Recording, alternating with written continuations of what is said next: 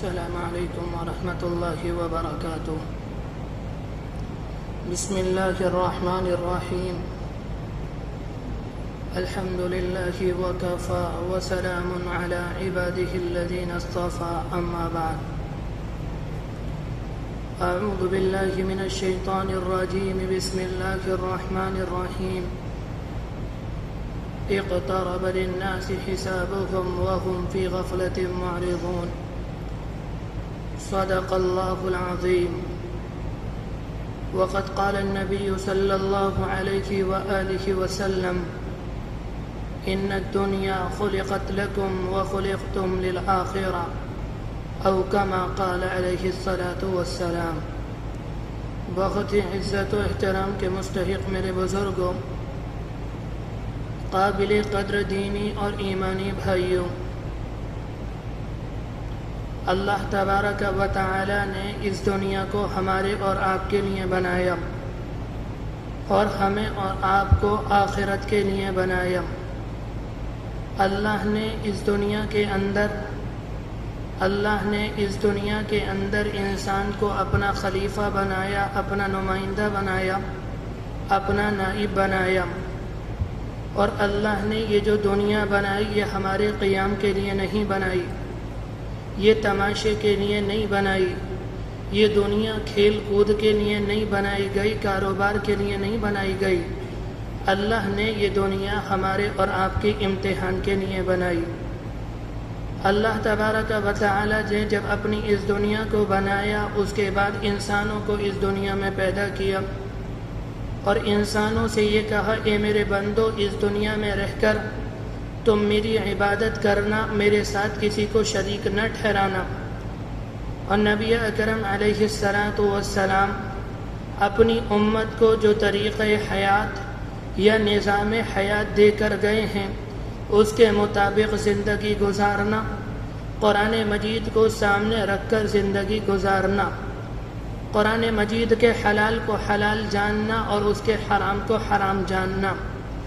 جو اللہ کا بندہ اس دنیا میں صرف اللہ کی عبادت کرتا ہے، اس کے ساتھ کسی کو شریک نہیں ٹھہراتا اور نبی اکرم علیہ السلام کی سنتوں پر عمل کرنے کی کوشش کرتا ہے، قرآن مجید کے حلال کو حلال جانتا ہے، حرام کو حرام جانتا ہے، اس اللہ کے بندے کے لیے دنیا میں بھی کامیابی ہے اور آخرت میں بھی کامیابی ہے۔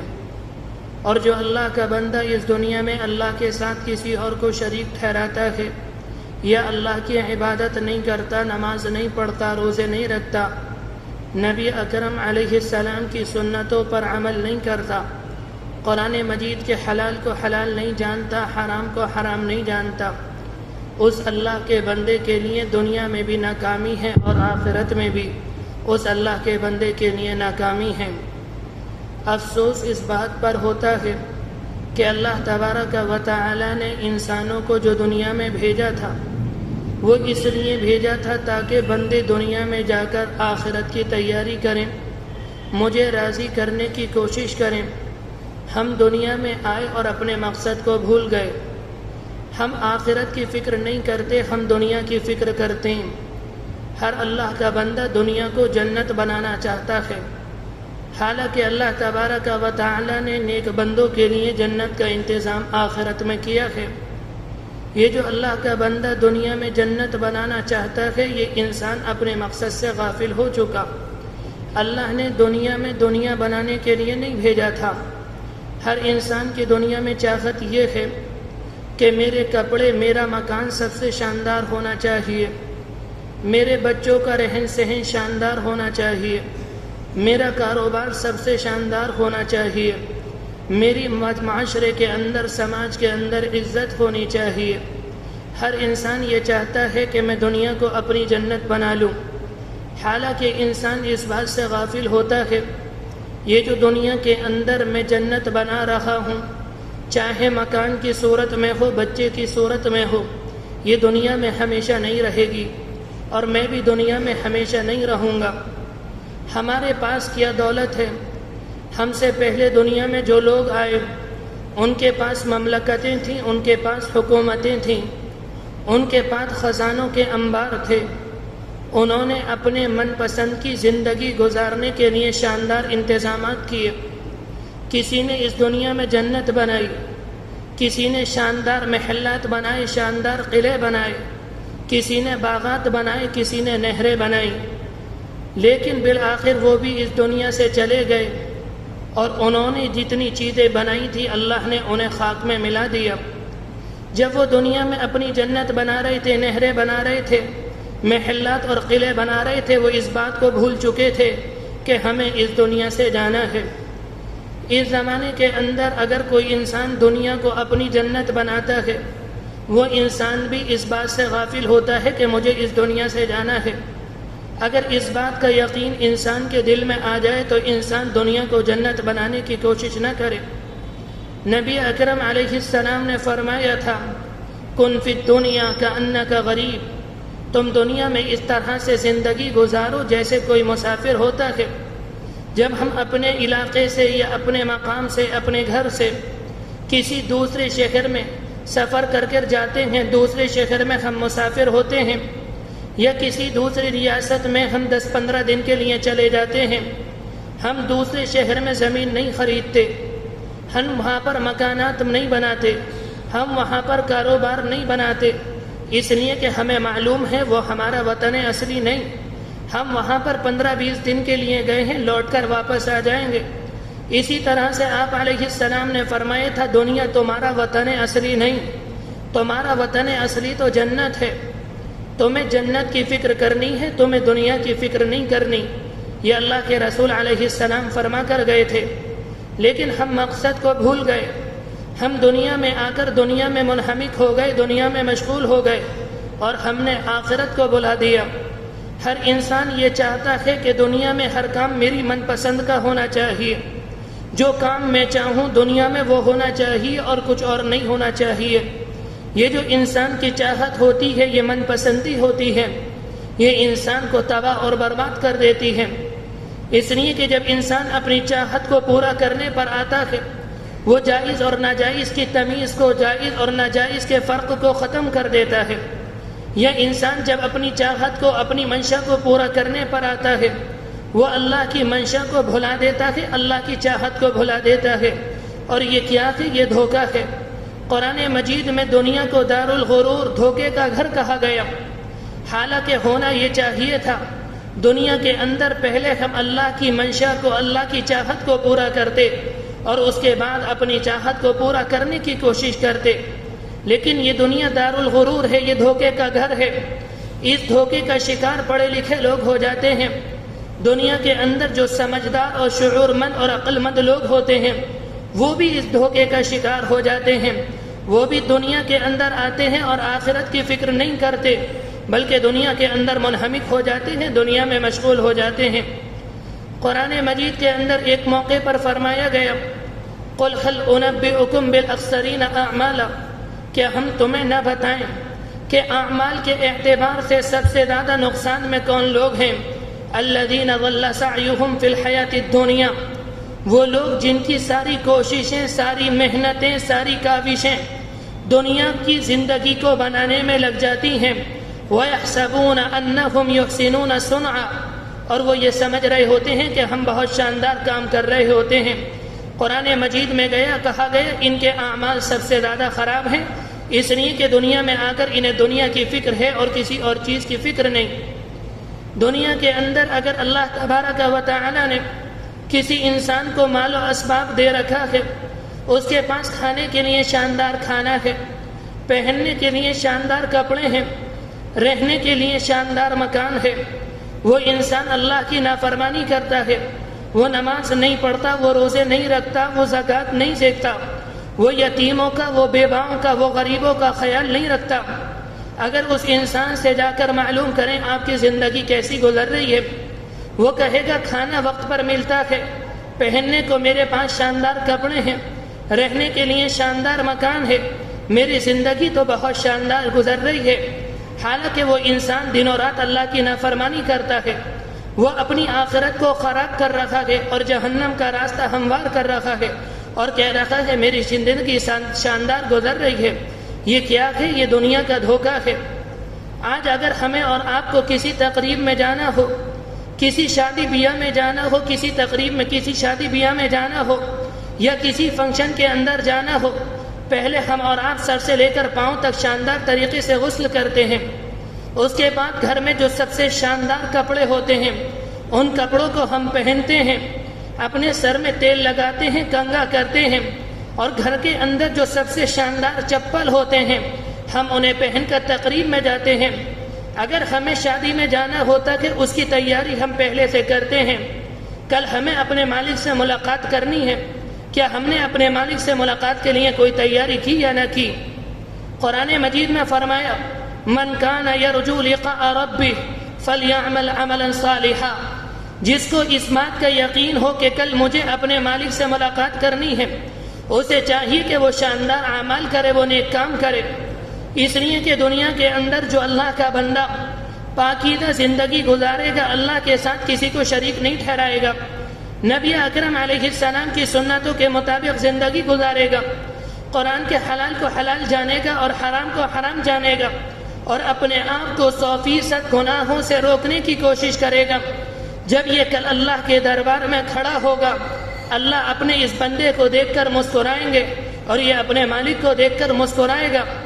اور کسی انسان نے اگر دنیا میں اللہ کی نافرمانی کی، نبی اکرم علیہ السلام کی سنتوں پر عمل نہیں کیا اور اپنے آپ کو گناہوں سے روکنے کی کوشش نہیں کی، کل یہ جب اللہ کے سامنے کھڑا ہوگا، اللہ اسے رحمت کی نگاہ سے نہیں دیکھیں گے، اللہ اسے غضب کی رحمت سے دیکھیں گے اور اس انسان کے لیے جہنم کا فیصلہ ہوگا۔ میرے بھائیو، دنیا کی جو زندگی یا عارضی اور فانی ہے، دنیا کی زندگی کا کوئی بھروسہ نہیں، انسان کا کب انتقال ہو جائے، کب اس دنیا سے رخصت ہو جائے، کب وقت آخر آ جائے، اور جو آخرت کی زندگی ہے وہ لامحدود ہے، اس کی کوئی انتہا نہیں۔ قرآن مجید میں ایک موقع پر فرمایا اقترب للناس حسابهم وهم في غفلة معرضون، لوگوں کے حساب و کتاب کا وقت بہت قریب آ چکا اور لوگ غفلت میں سرگرداں پھر رہے ہیں۔ حالانکہ دن و رات ہم دیکھتے ہیں، یہ جو دن و رات گزر رہے ہیں یہ ہمیں احساس دلاتے ہیں، جو دن رخصت ہوتا ہے، جو رات رخصت ہوتی ہے، ہم اتنا اپنی قبر کے قریب ہو جاتے ہیں، جتنے یہ دن و رات گزرتے ہیں اتنی ہماری زندگی کم ہوتی ہے، اتنی ہماری سانسیں کم ہوتی ہیں، اتنا ہمارا رزق کم ہو جاتا ہے اور ہم مرنے کے قریب ہو جاتے ہیں، لیکن انسان کو کوئی فکر نہیں، انسان دنیا میں منہمک ہے اور آخرت کی کوئی فکر نہیں۔ امام غزالی رحمت اللہ علیہ ایک جملہ فرمایا کرتے تھے، وہ بڑے پیار سے کہتے تھے اے دوست تجھے کیا معلوم، وہ کپڑا بازار میں پہنچ چکا ہو جسے تیرا کفن بننا ہو، اور تو اللہ کی یاد میں نہیں تو دنیا کے اندر لگا ہوا ہے۔ حالانکہ ہم موت کو بھول جاتے ہیں، موت ہمیں نہیں بھولتی۔ میرے بھائیوں، بہتر یہ ہوتا ہم دنیا میں رہ کر دنیا کی فکر نہ کرتے، ہم آخرت کی فکر کرتے، ہم اپنے مالک کو راضی کرنے کی فکر کرتے، ہم نبی اکرم علیہ السلام کی سنتوں پر عمل کرنے کی فکر کرتے۔ اللہ کے رسول علیہ السلام نے اپنے زمانے میں قیامت کی چند کیا بے شمار علامتیں بتائیں، جس میں سے کتنی علامتیں تقریباً پوری ہو چکی۔ ایک موقع پر آپ علیہ السلام نے فرمایا تھا جب مکہ مکرمہ کے پیٹ کو چیر دیا جائے اور عمارتیں پہاڑوں کے برابر بلند ہونے لگیں، تم قیامت کا انتظار کرنا۔ مکہ مکرمہ کے پیٹ کو چیرنے کا مطلب کیا ہے؟ پیٹ کو چیرنے کا مطلب یہ ہے آج وہاں پہاڑوں کو کھود کر سرنگیں بنائی گئیں، آج وہاں زمین کھود کر سرنگیں بنا دی گئیں اور ان میں روڈ ڈال دیے گئے، اس طرح سے مکہ مکرمہ کے پیٹ کو چیرا گیا۔ آپ نے فرمایا تھا جب عمارتیں پہاڑوں کی برابر بلند ہونے لگیں، جب آپ بیت اللہ کے صحن سے باہر نکل کر آئیں گے، سامنے جو ہوٹل نظر آتے ہیں ان کی بلندی پہاڑوں سے اونچی ہے۔ آپ علیہ السلام نے 1400 سال پہلے یہ بات ارشاد فرمائی، حالانکہ اس زمانے میں لوگ جھونپڑی میں رہتے تھے، چھپر میں رہتے تھے، ایسے مکانوں میں ہوتے تھے جو پکے نہیں ہوتے تھے، اور ان مکانوں کی اونچائی اتنی ہوتی تھی آدمی زمین پر کھڑے ہو کر ہاتھ سے آسانی سے ان کی چھتوں کو چھو لیتا تھا۔ اس زمانے میں آپ نے یہ بات ارشاد فرمائی جب عمارتیں پہاڑوں کی برابر بلند ہونے لگیں تو تم قیامت کا انتظار کرنا۔ یہ کوئی عام انسان نہیں بتا سکتا، یہ وقت کا پیغمبر اور وقت کا نبی بتا سکتا ہے۔ ایک صحابی اللہ کے رسول علیہ السلام کے پاس آتے اور آپ اپنی زبان مبارک سے جو جملہ ارشاد فرماتے وہ اسے فوراً لکھ لیا کرتے، نوٹ کر لیتے۔ ان کے برابر میں ایک اور صحابی بیٹھے ہوئے تھے، انہوں نے کہا اللہ کے رسول کی ہر بات لکھنے کی نہیں ہوتی، جو خاص بات ہوا کرے اسے لکھ لیا کرو اور باقی کو نہ لکھا کرو۔ یہ صحابی اللہ کے رسول علیہ السلام کے پاس آئے اور انہوں نے کہا اللہ کے رسول آپ جو بات ارشاد فرماتے ہیں میں اسے لکھ لیتا ہوں۔ اس طرح سے ایک صحابی نے مجھ سے کہا، آپ نے اس موقع پر فرمایا تھا وَمَا يَنْطِقُ عَنِ الْهَوَىٰ، میں اپنی جانب سے، میں اپنے دل سے کوئی بات ارشاد نہیں فرماتا، إِنْ هُوَ إِلَّا وَحْيٌ يُوحَىٰ، جو بات بھی میں کہتا ہوں اللہ تبارک و تعالیٰ کے حکم سے کہتا ہوں۔ یہ جو آپ نے قیامت کی نشانیاں بتائیں یہ بھی اللہ کے حکم سے فرمائیں۔ ایک مرتبہ مدینہ منورہ میں اللہ کے رسول علیہ السلام امہات المؤمنین میں کسی کے گھر آرام فرما رہے تھے، بہت خطرناک آندھی آئی، آپ علیہ السلام لیٹے ہوئے تھے۔ امہات المؤمنین میں سے کسی ایک نے کہا اللہ کے رسول کہیں ایسا تو نہیں کہ قیامت آ گئی ہو؟ آپ علیہ السلام اٹھ کر بیٹھ گئے۔ آپ نے فرمایا قیامت کیسے آ سکتی ہے؟ ابھی ملک عراق کا کھانا بند نہیں ہوا، ابھی عرب کی سرزمین سرسبز و شاداب نہیں ہوئی۔ آپ نے فرمایا تھا پہلے اہل عراق کا، ملک عراق کا کھانا بند ہوگا اور عرب کی سرزمین سرسبز و شاداب ہو جائے تو تم قیامت کا انتظار کرنا۔ ابھی کچھ زمانے پہلے، کچھ عرصے پہلے ملک عراق کو ظلم کا نشانہ بنایا گیا، ان کے اوپر بہت زیادہ ظلم کیا گیا۔ انہیں کھانے کو کھانا نہیں مل رہا تھا، انہیں پہننے کو کپڑے نہیں مل رہے تھے، انہیں رہنے کو چھت نصیب نہیں ہو رہی تھی، انہیں دوا کے لیے پیسے نہیں تھے، وہ اتنے بھوکے تھے، روٹی کے ایک ایک ٹکڑے کے لیے ترس رہے تھے۔ کہیں روٹی کا ایک ٹکڑا مل جاتا یا کوئی چیز نظر آ جاتی وہ فوراً کھا لیتے۔ آج اگر ملک عرب میں جو لوگ جاتے ہیں یا گئے ہیں ان سے معلوم کریں عرب کے اندر کتنی زمین ہریالی ہو گئی، کتنی وہاں ہریالی پائی جا رہی ہے۔ جب اللہ کے رسول علیہ السلام کا زمانہ تھا وہاں پر گھاس نہیں اگتی تھی، وہاں صرف کھجور کے درخت اور ببول کے درخت ہوتے تھے۔ اسی طرح آپ علیہ السلام نے فرمایا تھا اطاع الرجل امرأته وأقى أمه وأدنى صديقا وأقصى أبا، جب لوگ اپنی ماں کی بجائے اپنی بیوی کی فرما برداری کرنے لگ جائے اور لوگ اپنے باپ کی بجائے اپنے دوست کی بات ماننے لگے تو تم قیامت کا انتظار کرنا۔ آج ہر گھر کے اندر یہ شکایت ہے کہ اگر گھر کے اندر بیوی آ جاتی ہے لوگ ماں کو ڈانٹنا اور ڈپٹنا شروع کر دیتے ہیں، ماں کو دھتکار دیتے ہیں، ماں کو کھانا نہیں دیتے، اور اگر ماں کوئی سچ بات کہے، کوئی بھلی بات کہے، ماں کی بات کو قبول نہیں کرتے، اور اگر بیوی اپنی زبان سے سیاہ سفید بات نکالے، غلط کہے یا صحیح کہے، انسان اپنی بیوی کو ہر بات کو ماننے کو تیار۔ اللہ کے رسول علیہ السلام فرما کر گئے تھے جب لوگ اپنی بیوی کی اطاعت کرنے لگے اور اپنی ماں کو دھتکارنے لگے تو تم قیامت کا انتظار کرنا۔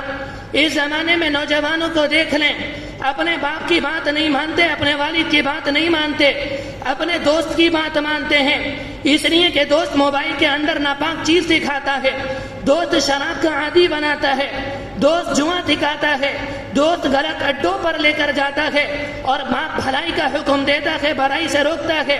اس زمانے میں لوگ اپنے باپ کی بات نہیں مانتے، اپنے دوست کی بات مانتے ہیں۔ آپ علیہ السلام نے فرمایا تھا جب نوجوان باپ کی بات نہ مانے اور دوست کی بات ماننے لگے تو تم قیامت کا انتظار کرنا۔ اسی طرح سے ایک موقع پر آپ نے فرمایا تھا جب علماء اٹھنے لگے اور ان کا ثانی نظر نہ آئے، ان کا بدل نظر نہ آئے تو تم قیامت کا انتظار کرنا۔ کچھ زمانے پہلے دارالعلوم دیوبند میں مولانا سعید احمد پالن پوری کا انتقال ہوا، آج پورے دیوبند میں ان کا بدل نظر نہیں آتا۔ کچھ زمانے پہلے مظاہر العلوم میں مولانا یونس جون پوری رحمت اللہ علیہ کا انتقال ہوا، آج ان کا بدل نظر نہیں آتا۔ ندوۃ العلماء میں کچھ زمانے پہلے مولانا علی میاں رخصت ہوئے، آج پورے ندوے میں ان کا بدل نظر نہیں آتا۔ میں دور کی بات نہیں کرتا، آپ اپنے علاقے کو دیکھیں، اپنے شہر کو دیکھیں، اپنی بستی کو دیکھیں۔ آپ کی اس مسجد سے آپ کے اس مدرسے سے 1 سال پہلے اللہ کے ایک بندے کا انتقال ہوا اور پورے علاقے میں اس کا بدل نظر نہیں آتا۔ میرے بھائیوں، اللہ کے رسول فرما کر گئے تھے جب دنیا سے علماء اٹھنے لگے اور ان کا بدل نظر نہ آئے تو قیامت کا انتظار کرنا۔ پھر آپ نے فرمایا تھا جب عریانی اور فحاشی زنا عام ہو جائے تو قیامت کا انتظار کرنا۔ جب لوگ عریانی میں اور فحاشی میں مبتلا ہو جائیں تو خطرناک زلزلوں کا انتظار کرنا، خطرناک آندھیوں کا انتظار کرنا، خطرناک طوفانوں اور سیلاب کا انتظار کرنا۔ یہ اللہ کے رسول علیہ السلام فرما کر گئے زلزلہ کیوں آتا ہے، یہ آندھیاں کیوں آتی ہیں؟ جب زمین پر اللہ کی نافرمانی بڑھ جاتی ہے، لوگ نماز نہیں پڑھتے، لوگ زکوٰۃ نہیں دیتے، لوگ روزے نہیں رکھتے، حرام کاری کے اندر امت مبتلا ہو جاتی ہے، اللہ زمین کے ٹکڑے کو حکم دیتا ہے، وہ ٹکڑا ہل جاتا ہے اور امت سہم کے مسجد میں پہنچ جاتی ہے۔ اس وجہ سے یہ زلزلے آتے ہیں۔ ایک روایت کے اندر آتا ہے ان الارض تزلزلت علی عہد رسول اللہ، ایک مرتبہ اللہ کے رسول علیہ السلام کے زمانے میں زلزلہ آیا، فوضع یدہ علیہا، آپ نے اپنا ہاتھ زمین پر رکھا، فقال اسکن، آپ نے زمین سے فرمایا ٹھہر جا، لم یأننک، ابھی قیامت قائم ہونے کا وقت نہیں آیا، ثم التفت الی اصحابی، پھر آپ اپنے صحابہ کی طرف متوجہ ہوئے، فقال، آپ نے فرمایا ان ربکم لیستغفرکم، تمہارا رب چاہتا ہے تم اپنے رب سے استغفار طلب کرو۔ آپ صحابہ اکرام سے کہہ رہے تھے اور رہتی دنیا تک اپنی امت کو سبق دے رہے تھے، اگر کبھی آندھی آ جائیں، کبھی طوفان آ جائیں، کبھی زلزلہ آ جائے تو تم پریشان مت ہونا، سب سے پہلے اپنے مالک سے معافی مانگنا اور نماز کے لیے مسجد میں آنا، تم اپنے مالک کو راضی کرنے کی کوشش کرنا، تمہارا مالک تم سے اپنے عذاب کو روک لے گا۔ ایک مرتبہ کچھ لوگ حضرت عائشہ رضی اللہ عنہا کے پاس گئے، حضرت عائشہ رضی اللہ عنہ کا نام آیا تو بیچ میں رک کر آپ سے دو بات کہہ دوں۔ اس زمانے میں، اس وقت میں اللہ کے رسول علیہ السلام کی ذات کو نشانہ بنایا جا رہا ہے، یہ آج کی بات نہیں، جب سے آپ دنیا میں آئے اس وقت سے لے کر آج تک اللہ کے رسول کی ذات کو ہر دور میں نشانہ بنایا گیا۔ میرے عزیزو، اس زمانے میں لوگ کہتے ہیں کہ اللہ کے رسول عیش پرست زندگی گزارنے والے تھے یا عیش کی زندگی گزارنے والے تھے۔ میں اپنی زبان سے وہ لفظ نہیں نکالتا جو اس خاتون نے ادا کیے، صرف میں عیش کا لفظ استعمال کروں گا، باقی آپ سمجھ لینا۔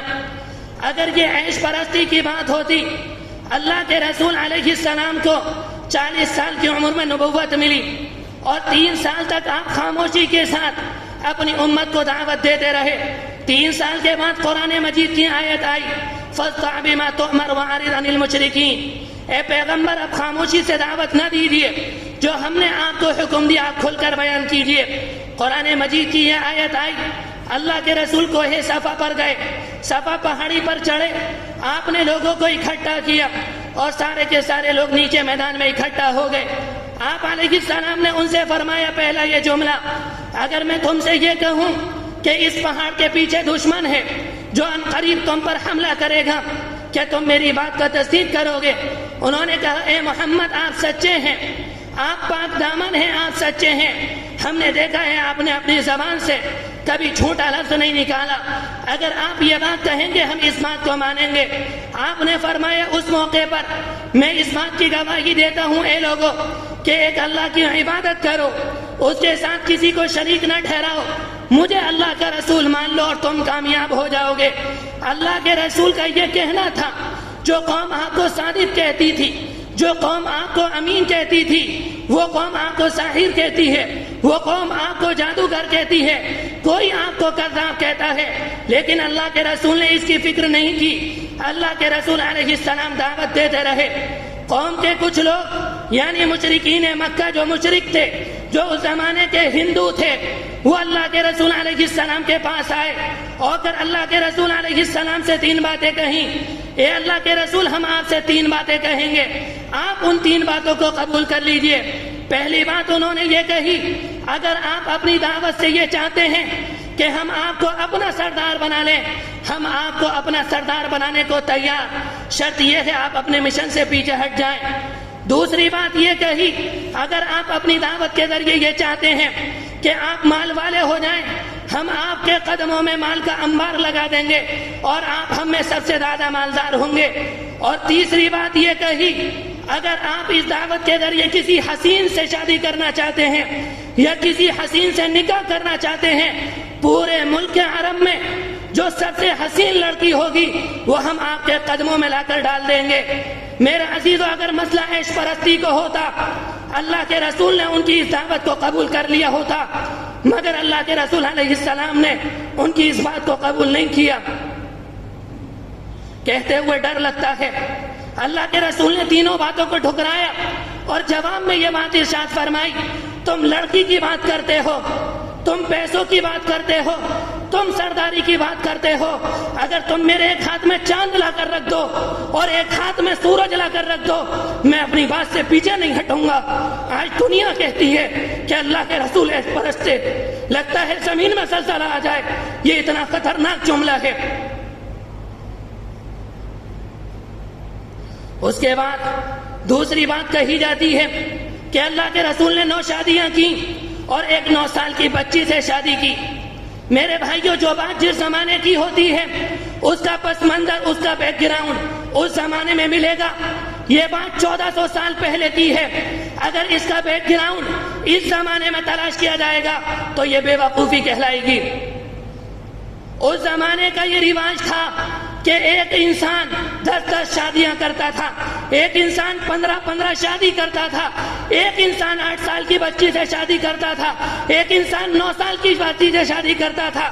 اللہ کے رسول علیہ السلام نے بھی ایسا ہی کیا۔ یہ اس زمانے کا رواج تھا، اس میں پریشان ہونے کی بات نہیں۔ اور میں آپ سے ایک بات معلوم کروں، عیش کی عمر 25 سال ہے یا 50 سال؟ کہا جائے گا 25 سال۔ 25 سال میں آپ نے جو شادی کری ان کی عمر 40 سال تھی، جن کا نام خدیجہ الکبریٰ رضی اللہ عنہ تھا، اور آپ نے زندگی کے 15 سال ایک بیوہ کے ساتھ گزارے، اور جب تک وہ آپ کی زندگی میں رہی آپ نے ان کی موجودگی میں دوسرا نکاح نہ کیا۔ اگر عیش پرستی کا مسئلہ ہوتا آپ نے 25 سال کی عمر میں 10 نکاح کر لیے ہوتے۔ میرے بھائیوں، اگر آپ نے نکاح کیے ہیں تو ہجرت سے کچھ پہلے، جب آپ کی عمر 50 سال کو پہنچ گئی تب جا کر آپ نے 9 نکاح کیے۔ اور ایک بات اور یاد رکھنا، ان 9 نکاح کے اندر 8 بیوائیں تھیں اور ایک کنواری تھی۔ حضرت عائشہ اکیلی تھیں جن کی شادی نہیں ہوئی، اس کے علاوہ جتنی تھیں وہ ساری کی ساری بیوہ تھیں۔ 1400 سال پہلے کی بات کر رہا تھا، اس زمانے میں لوگ 10 شادیاں کرتے تھے۔ اس کی دلیل میں آپ کو یہ دیتا ہوں، اللہ کے رسول علیہ السلام نے اپنی دعوت کا کام کرنا شروع کیا، لوگوں نے زبان سے پریشان کیا، لوگوں نے آپ پر پتھر برسائے، لوگوں نے آپ کے اوپر اوجھڑی ڈالی، مگر کسی انسان نے یہ نہ کہا یہ نبی عیش پرست ہے، یہ نبی 9 سال کی لڑکی سے شادی کرتا ہے، یہ نبی 9 شادیاں کرتا ہے، اس لیے کہ ان کے گھر کے اندر 9 عورتیں تو پہلے سے موجود تھیں، اور 9 سال کی لڑکی سے تو وہ خود شادی کر رہے تھے، اس لیے وہ نبی کو یہ بات کیسے کہہ سکتے تھے۔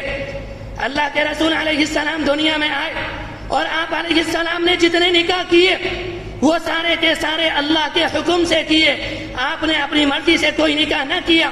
کوئی انسان یہ کہنے لگے کہ خود نے 9 نکاح کر لیے اور اپنی امت کو 4 نکاح کا پیغام دیا کہ تم 4 نکاح کرنا۔ اور ایک بات اور بتا دوں، روایت کے اندر آتا ہے اللہ کے رسول کے پاس لوگ آتے، اسلام قبول کرتے، آپ معلوم کرتے کتنی بیویاں ہیں، کوئی کہتا اللہ کے رسول 8 ہیں، کوئی کہتا اللہ کے رسول 10 ہیں، کوئی کہتا اللہ کے رسول 12 ہیں، کوئی کہتا اللہ کے رسول 6 ہیں۔ آپ فرماتے 12 میں سے 10 میں سے 4 کو جسے چاہو روک لو اور ان کے علاوہ کو طلاق دے دو۔ اس سے پتہ چلتا ہے اس زمانے میں ایک گھر میں 10 لڑکیوں کا رکھنا یا 10 بیویوں کا بنانا کوئی عیب کی بات نہیں تھی۔ اللہ کے رسول نے اپنی امت کو 4 کا پیغام دیا کہ تم 4 سے نکاح کرنا۔ کوئی کہنے لگے پیغمبر علیہ السلام نے تو خود 9 سے کیا۔ میرے بھائیوں، قیامت تک کے لیے قانون بنانا تھا، اگر اس بات کی اجازت دے دی جاتی کہ تم 4 سے زیادہ نکاح کرنا تو عورتیں مالداروں کو نصیب ہوتی۔ ایک مالدار کے گھر میں 15 عورتیں ہوتی، 20 عورتیں ہوتی، اور کسی غریب کو کوئی لڑکی نہ ملتی۔ عورتیں بھی تو اس دنیا کے اندر اللہ کے حساب سے آتی ہیں. اللہ کا ایک نظام ہے, نظام کے تحت عورتیں آتی ہیں. اگر 4 سے زیادہ کی اجازت دیتی تو مالداروں کے گھروں میں 15 نظر آتی اور غریب کو کوئی لڑکی نہ دیتا. اس وجہ سے آپ علیہ السلام نے فرمایا کہ تم 4 نکاح کرنا, اور خود نے جو نکاح کیے تھے وہ اللہ کے حکم سے کیے تھے, اور اپنی امت کو اس بات کی تعلیم دی تھی جس طرح سے میں نے زیادہ نکاح کیے ہیں تم بھی زیادہ سے زیادہ نکاح کرنے کی کوشش کرنا. آپ علیہ السلام نے فرمایا تھا کل قیامت کے اندر جس عورت کے جتنے زیادہ بچے ہوں گے وہ مجھ سے قیامت میں سب سے زیادہ قریب ہوگی, اور میں اپنی امت کو کثرت کو دیکھ کر فخر محسوس کروں گا. میرے بھائیوں, میں حضرت عائشہ رضی اللہ عنہا کے تعلق سے کچھ باتیں عرض کر رہا تھا, یہ تو بیچ میں رک کر عرض کر دیا. حضرت عائشہ رضی اللہ عنہ سے معلوم کیا یہ تیز آندھی کیوں آتی ہے. انہوں نے 3 علامتیں بتائیں. پہلی علامت یہ بتائی, جب سماج کی نوجوان لڑکیاں غیر محرم مردوں کے لیے خوشبو کا استعمال کرنے لگے. اس زمانے کے اندر آپ دیکھ لیں کہ لڑکیاں اپنے شوہروں کے لیے استعمال نہیں کرتی. اگر کسی فنکشن میں جانا ہو یا کسی بارات میں جانا ہو یا کسی اور جگہ جانا ہو, سڑک پر خوشبو لگا کر جاتی ہیں تاکہ غیر ہمیں دیکھیں.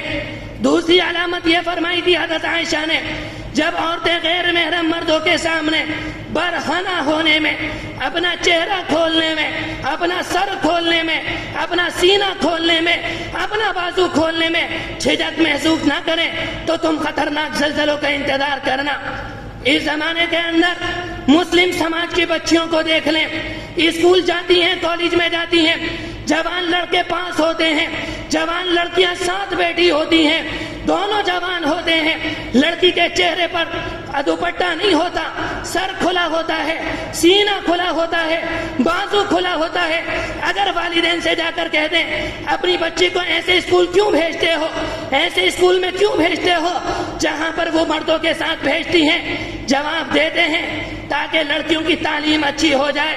میرے بھائیوں, تعلیم کی فکر ہے, بچیوں کے ایمان کی فکر نہیں. اللہ نہ کرے آپ نے انہیں اسکول میں داخل کر دیا, یہ انجینئر بن گئی, ڈاکٹر بن گئی, لائر بن گئی, انہوں نے دین پر عمل نہ کیا. کل قیامت کا دن ہوگا, اللہ انہیں جہنم میں ڈالے گا تو یہ کہیں گے اللہ ذرا رکیے, کہاں ہے ہمارا باپ, کہاں ہے ہماری ماں, ذرا انہیں لے کر آئے. اللہ ماں باپ کو سامنے لا دیں گے اور وہ بچیاں کہیں گی اے اللہ انہوں نے ہمیں ڈاکٹر بنایا تھا, انہوں نے ہمیں انجینئر بنایا تھا, انہوں نے ہمیں دین نہیں سکھایا تھا, انہوں نے ہمیں نماز نہیں سکھائی تھی جس کی وجہ سے ہم جہنم میں جا رہے ہیں. اے اللہ انہیں دوگنا عذاب دیجئے. قرآن مجید کی آیت ہے ربنا آتیہم ضعفین من العذاب, اے اللہ ہمارے والدین کو دوگنا عذاب دیجئے, ولعنہم لعنا کبیرا, آج ان کی وجہ سے ہم جہنم میں جا رہے ہیں. اللہ بچیوں کی اس سفارش کو قبول کرے گا اور والدین کو دوگنا عذاب دے گا. میرے بھائیوں, شروع میں نے یہ بات عرض کی تھی کہ ہم دنیا میں اس لیے آئے کہ دنیا میں رہ کر دنیا کی فکر نہ کریں بلکہ آخرت کی فکر کریں. دنیا کی فکر بالکل نہ کریں. دنیا کی زندگی عارضی اور فانی ہے, یہ ایک نہ ایک دن ختم ہو جائے گی, اور آخرت کی زندگی لامحدود ہے, اس کی کوئی انتہا نہیں. وقت کافی ہو چکا, جو بات کہی گئی سنی گئی. اللہ تبارک و تعالیٰ کہ اہل سننے سے زیادہ عمل کرنے کی توفیق نصیب فرمائے. ہمیں اور آپ کو آخری دم تک نبی اکرم علیہ السلام کے دین پر عمل کرنے والا بنا دے. وآخر دعوانا ان الحمد للہ رب العالمین.